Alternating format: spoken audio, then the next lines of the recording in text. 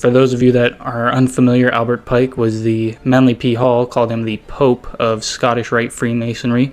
He revised the first 32 degrees, the initiation rituals of the first 32 degrees, the symbolism, the meaning, the allegory behind the first 32 degrees. He wrote the book he's referring to in this question, Morals and Dogma, is basically Pike's magnum opus on the 32 degrees, on each of the 32 degrees of Scottish Rite Masonry, the 33rd degree obviously being an honorary degree, not something one can attain through scholarship, Masonic scholarship. And so to answer your question, did Morals and Dogma predict these world wars? No, that's not included anywhere in the book.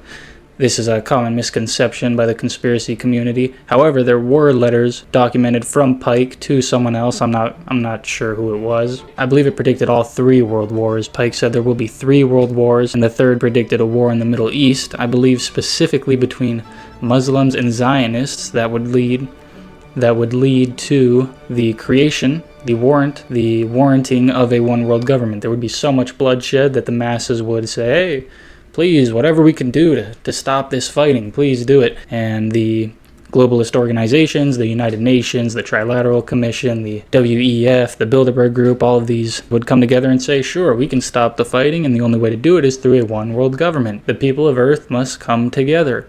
And this would place within them absolute control, absolute power, and this is what they're working for. This is what Pike admitted to them working for. Now, whether or not those letters that we see, I believe it's just one letter where he calls for 3 world wars, are accurate, are real. I mean, I didn't see him write them. I wasn't there. If any of you are remote viewing, if any of you are, have the capacities of something like a 3-eyed raven, then please, by all means, go and figure out the validity of this letter. It's alchemical allegory to a degree as well. Order out of chaos, which is what the phoenix represents, rising out of the ashes. So they want to burn the old world to bring in the new world order. Novus ordo seclorum, Enuit coptis. These are Roman sayings. Let's get into the next question here.